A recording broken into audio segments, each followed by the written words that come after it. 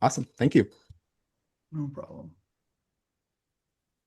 Okay, with the filmmaking team of The Call, a feature documentary played at the Documentary Film Festival, Laura Boyd Owen and Charles Edwin English is with us. We're going to do their whole full names.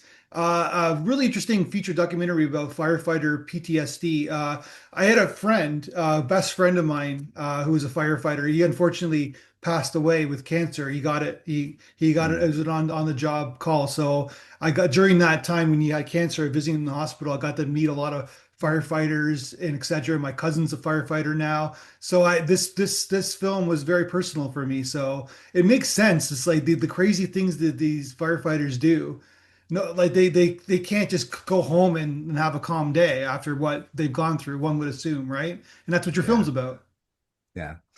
Yeah, I do. And I think that's one of the things that going into it with, I don't want to say no background in it. My wife is a mental health counselor in her past, and now she's the CEO of an online school that teaches about mental health.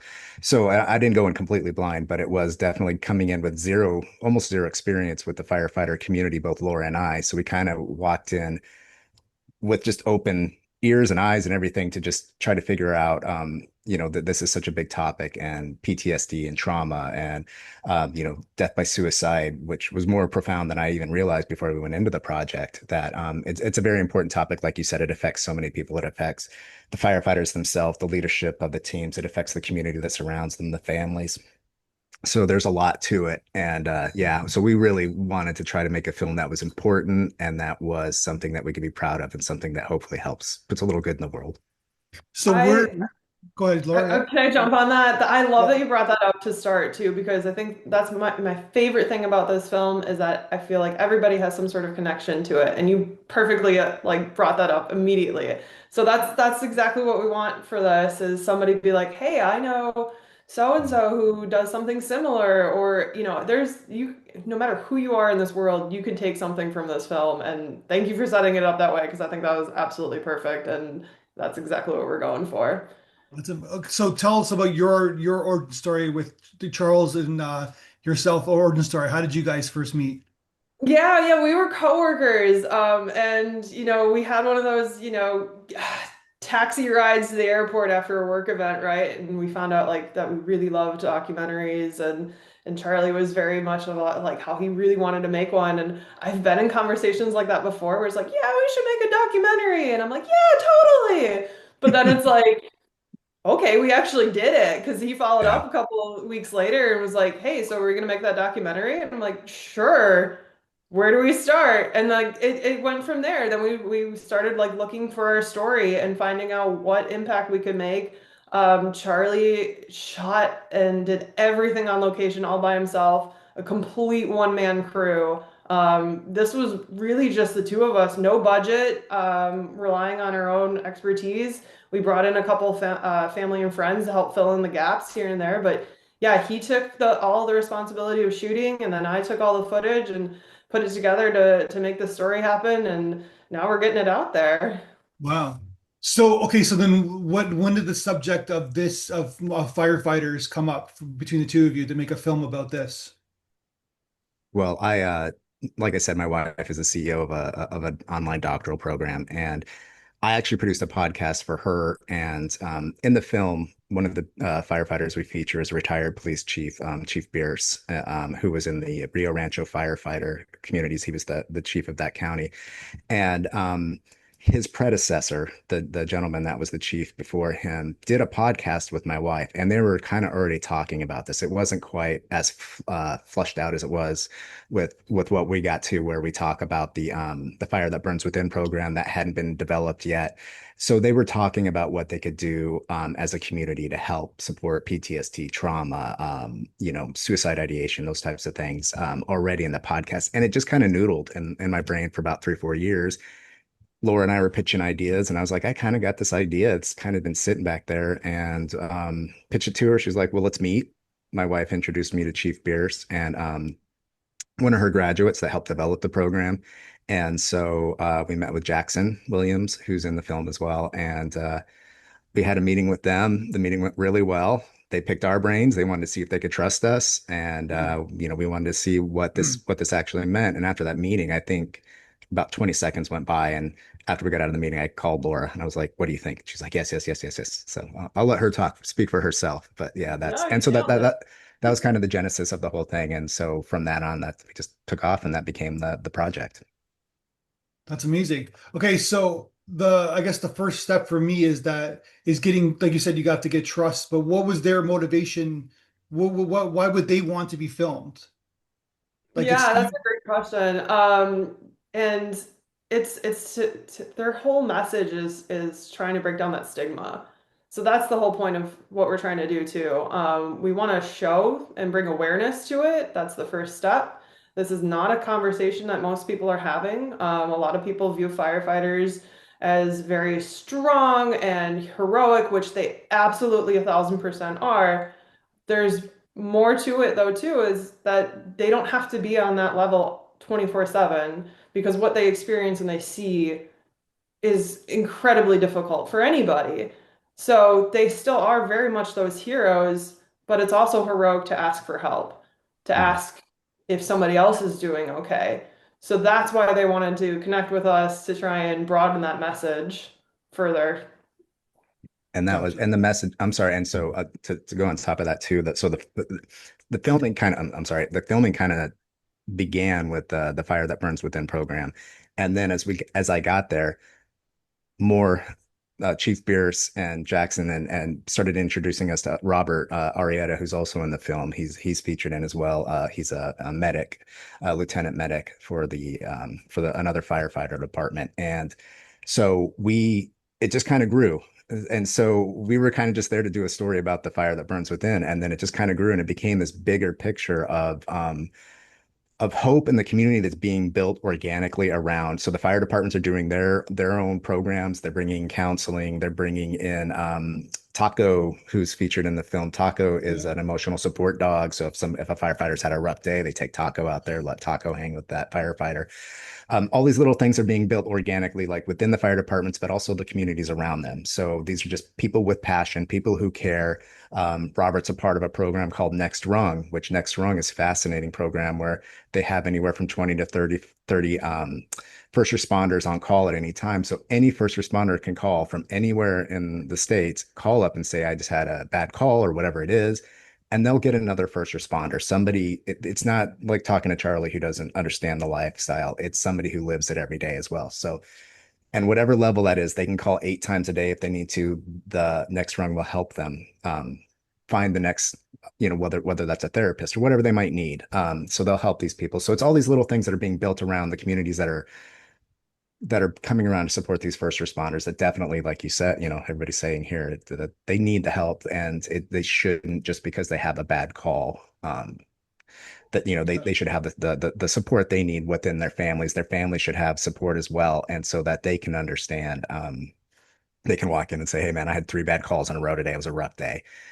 And they have healthier alternatives to start talking and start that conversation, so it doesn't become something even more, uh, So you know, intense. what city were they in? So it was in the Albuquerque community, but we Okay. focused on Bernalillo County, and Rio Rancho fire departments, which are Rio, just I kind of know it's Rio Rancho. Okay, but yeah, so yeah, that's Albuquerque, New Mexico, yeah, right? that's the general area. Yeah, and then we focused on those 2 fire departments. Yeah, So he's a so cliche. He's even got a Dalmatian dog.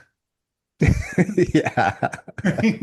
yeah. It's good. Yeah, and so it was surprising for us. So it kind of the genesis. Was Chief Bierce too, because he's such a good, amazing human being, and he had so many connections, and he's so well respected within that community that his knowledge and connection it did all these little things, these little ripple effects that we could bring in these other stories. It was the community body mind gym that brought us in. It was Bernalillo County and Chief Perez and Greg, the relations officer, the one that goes out to these first responders when they need help, and talk all these little things that happen. Even a little thing when I did the ride along, Chief Beers coached me on what to do and how to approach it, and it was perfect. And so I had a great day with those guys, and they're very much in the film at the beginning, and so it's one of those things where you get the right people, the right intentions, and things pan out. Gotcha. Okay, he's a great conversationalist, Chief Pierce. Is that like his man cave where you shot him with all his memorabilia, Yeah. firefighter memorabilia? Yeah. So he's Yeah. got his own little system, Hmm. like he's got his own little. So this is like with that, like it shows that he's very passionate about Hmm. firefighting and his career. Like this is his life, like Hmm. right? Yeah.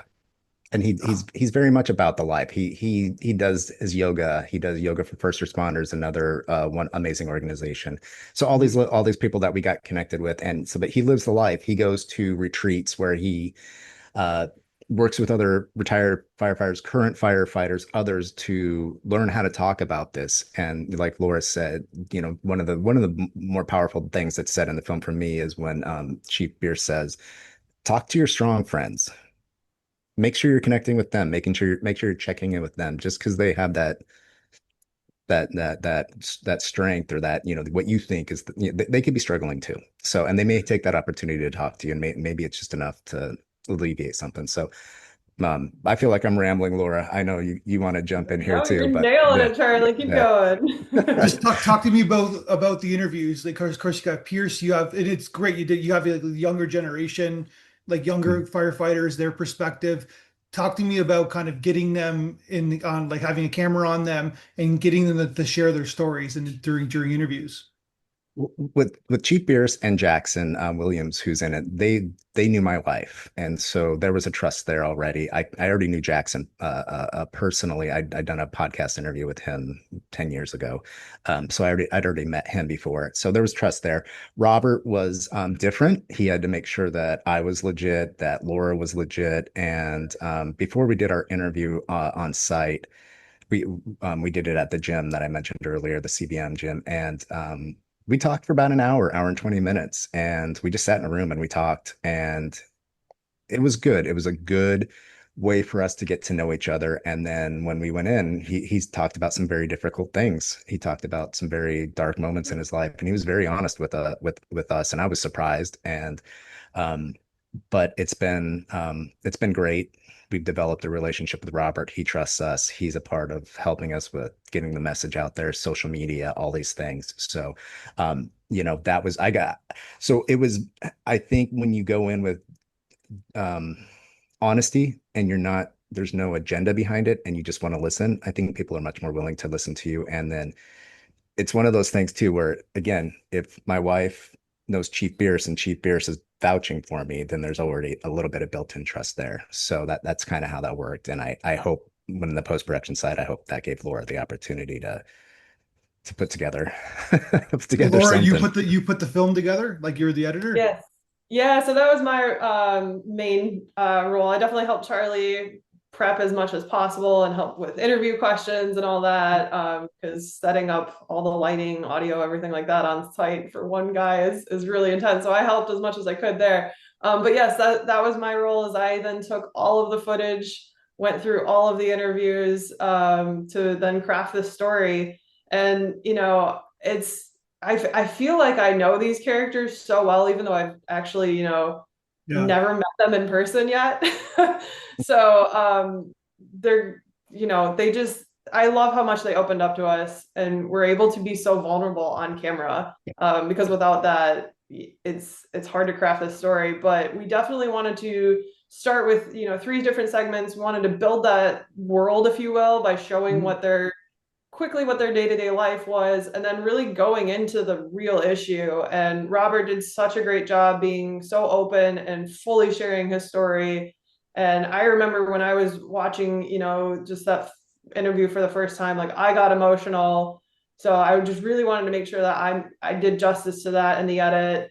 But then we didn't want to leave people there. We wanted to show people what's being done about it, where the hope is, how people can make progress on their own and with their own lives. Because, like I said, even if you're not a firefighter, I'm sure, people have experienced difficulties throughout their lives. So just finding little pieces that can help them throughout their life, and then, but also bringing so much awareness to this very crucial issue was really the whole goal of this film. And I really hope that that came through.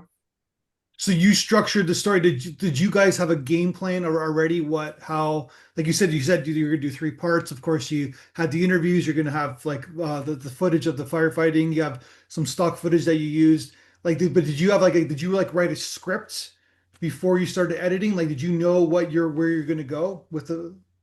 Not 100% really.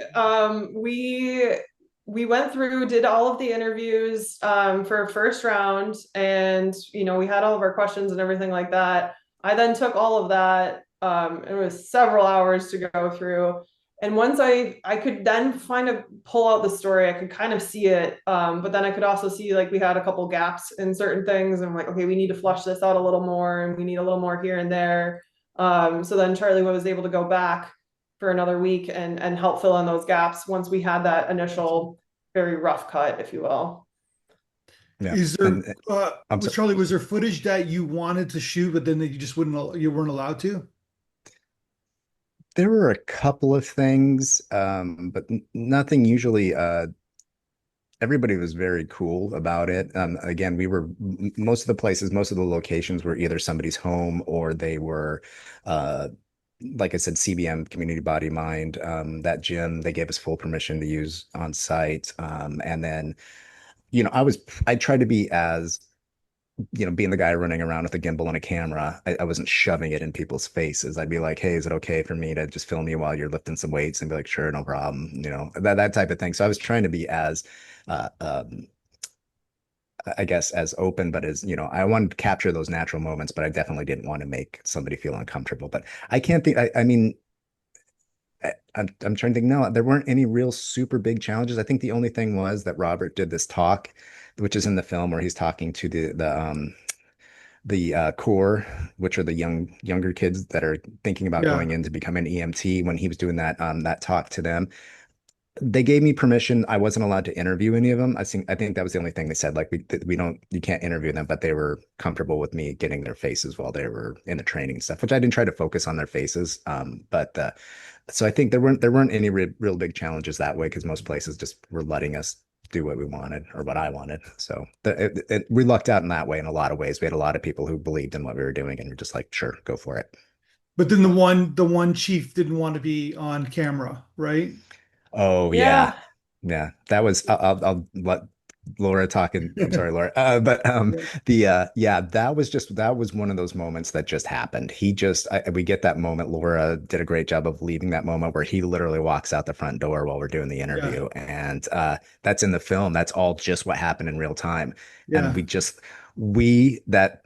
I never like filming in front of a window, but that was one of the best happy accidents that ever happened in any production I've ever done in my life, where we were able to splice together reflections and stuff like that and make get Chief, because it's more important what he said. It was less important that he was on camera saying it. It was more important Yeah. getting what he said. And Laura did a fantastic job. And I'll pass the No, it was mic now to great. Laura. So Laura, Yeah. how was piecing that together? Because you don't have his face, right? That Talking was about a challenge.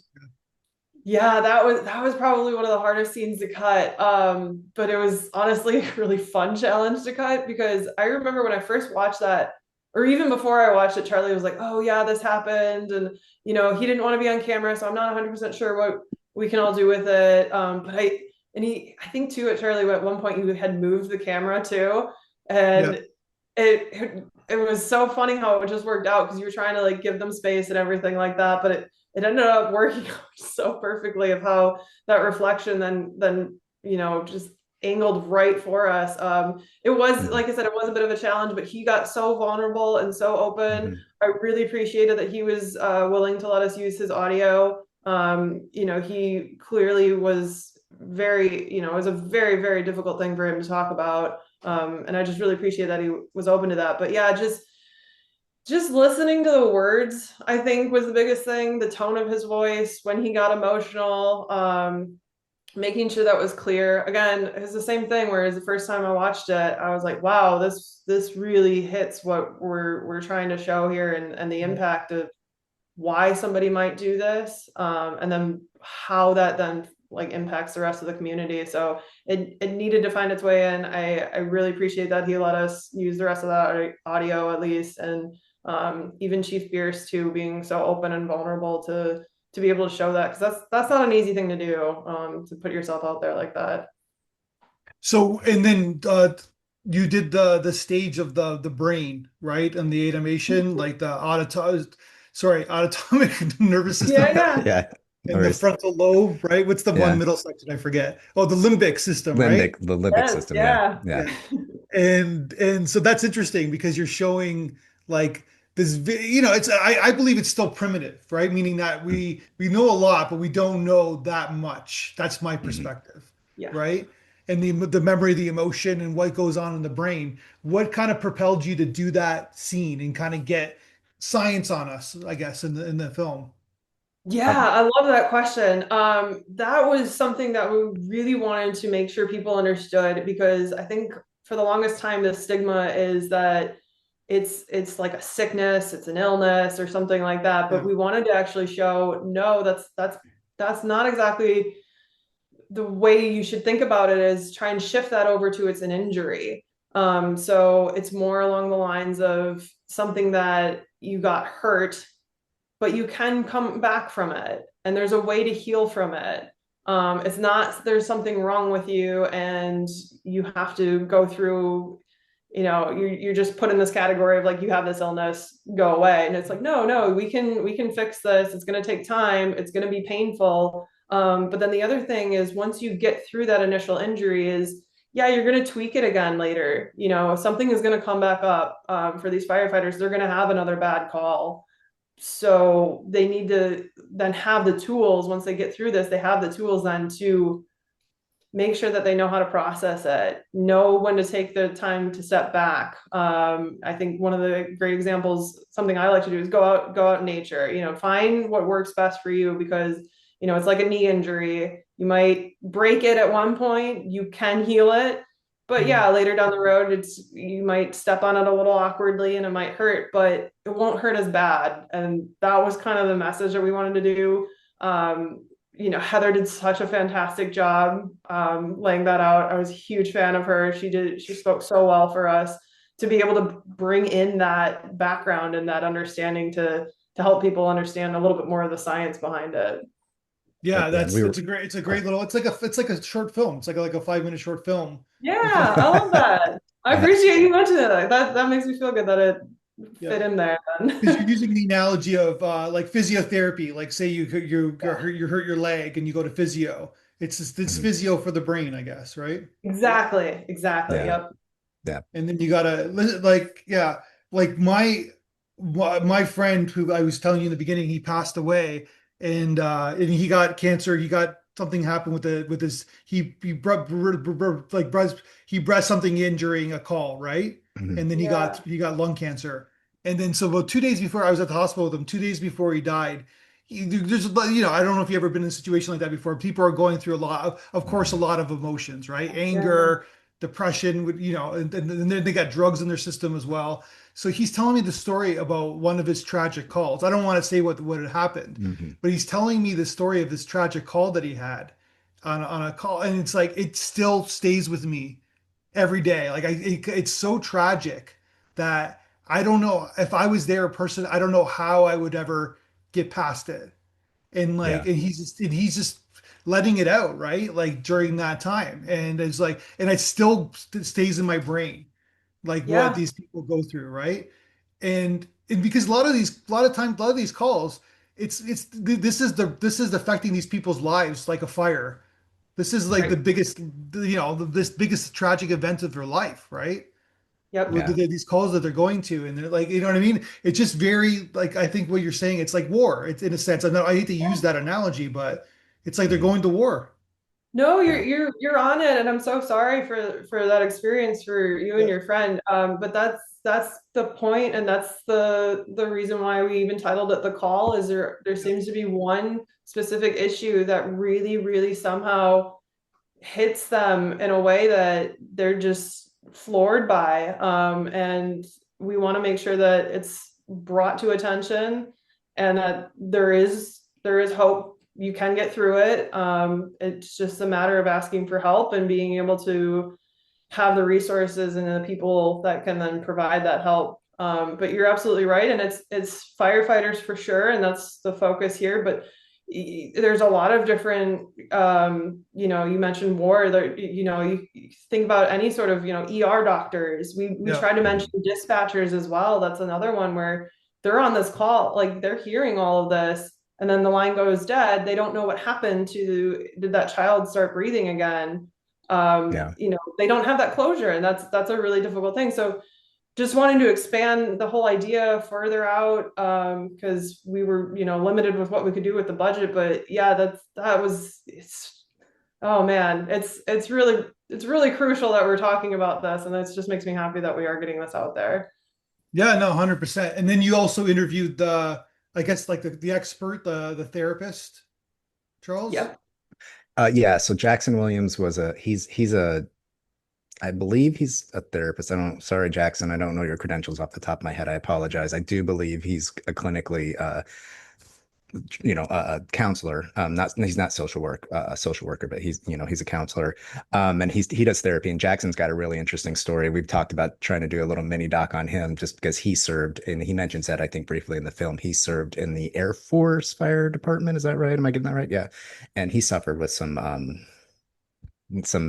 other things too as well, health things. So he's very interesting. So we kind of like the whole cast. I want to call them a cast. We didn't, but we lucked into having bright, smart, strong women between Heather and other Laura, from the film. She's a social worker and she helps do the training as well. So we lucked into having good, strong, intelligent women. We had Jackson, who had so much experience, Chief Beard, all these people, and it kind of just all came together. And so I think we found, Laura found, I just pointed the camera and said, talk. But no, but she found the story and she was able to find those moments. And I don't think she left many, if any, real good, strong moments on the floor. So I think she did a great job, and I was very happy to see it for the first time because you see it in the stages, you see it in the super raw form, and then you see it you start to add in the B-roll, so you see it through all these stages, and you can see it come together. So it's really cool as our first time doing something like this. It's been a very cool, experience for both of us to see it progress to what it became now. Yeah. And the firefighters have really crazy schedules. Mhm. I don't know the particulars of but like generally they work 7 days straight, like they stay over, right? I don't I'm know if not. it's That's how seven. it is in Yeah. Canada. So in Canada, Oh, what they do okay. Oh. is that they work 7 days, so they stay over at the fire, like they work Yeah. 7 days straight, and then they get 10 days off. Mm. Yeah, I Yeah. think different departments do different things. One of my best friends she works the Honolulu Fire Department, and I think she works something like 3 or 4 days on, then Yeah. 2 to 3 days off. So there's something there, but yeah, they're there 24/7. Like Yeah. they have to, if that call Yeah. goes ringing, you have to get up, and whatever you're doing, you have to go. So it's Yeah, a they have it's a like three, taxing three, lifestyle. like three crews who like Yeah. have rotating shifts. So they Yep. all work like 7 days on, 7 days off, or whatever. Yeah. Yeah. Sure. Yep. And they Yep. had Yeah. it was funny when I was at the Bernalillo, I think it was house two, they had A, B, and C refrigerators. So whatever crew you were a part of, that's where Yeah. you kept your food and all that kind of stuff. And when you went grocery shopping, you did that. So just Yeah. little things you learn when you're there. And a little funny side story, when we went back, they invited me to dinner and we were finishing up and we were just having a good laugh and good conversation, and the tones went off. And so they go running out, and I was like, oh, okay, guys, I'm going to take off. I'll see you later. And I was locked in the firehouse. So I just kind of sat there, did some dishes, and they came back and they're like, oh, yeah, sorry about that. So I was locked in the firehouse for a little while. But yeah, it was fun and really good. But it was not, it was, even though I was only there for an afternoon, probably about 6 hours total. You get a little glimpse into the life. They're working 100%. out, they're making dinner, they're cleaning up, they're doing chores, and they're making sure. It was funny too because of the lieutenant. When I got up there, I was like, "Oh, I was hoping you guys would be washing the trucks or something, get some good B-roll." And he's like, "Oh no, we took care of that before you even got here." And I was like, "Oh," but yeah, just little funny things like that. Yeah. And then 2 seconds later, there could be a call and they got to be ready, Hmm. right? So Yeah. Yeah, yeah. yeah. So, That's a So what do you difficult guys? lifestyle. Yeah, it's crazy. It's a crazy Yeah. lifestyle. It really is, mhm. right? So what do you guys? Are you guys going to make another film? What's next for you guys? I'd love Uh, to. Yeah, that's the goal, to do this more often. Right now we're going through the festivals, and right Okay. now, and we got accepted into our first festival in Austria, so we'll be going out there in December, and and like, I don't know if it's technically a world premiere. I think a European world premiere. So yeah, so we're doing that. We're still applying to festivals. We're trying to network and meet people and get connected, and just see where this goes, because A, this story is incredibly important, and B, we'd like to tell more important stories. So Yeah. we'd like to, yeah, get some exposure on this as well. The call could be a series, right? Like you talked about, like Mm, paramedics and then yeah, nurses, and they're all on call, right? And yeah. they're the backbone of society. I Park mean, Oh, rangers. you're 100% right. We've definitely Yeah, talked about it. yeah. Yeah, I'd yeah. love to do more about it. We need a little bit of budget, but we love Yeah, to. well, Yeah, that's what the festival circuit's about. Hopefully, I wish you yeah. guys Exactly, exactly. Thank you. Thank you. great Appreciate talking that. to you guys. I wish you the best. Charles, you're in Portugal. Where are you, Laura, right now? I'm in North Carolina. North Carolina, Portugal, Toronto. There we go. So Yeah. Nice. I'm glad we got to have a Global. conversation. Yeah, thank you Absolutely. so much. All right. I'll talk to you guys soon, and best of luck on the festival circuit. Thank Thank you. you. Appreciate the Take it. time.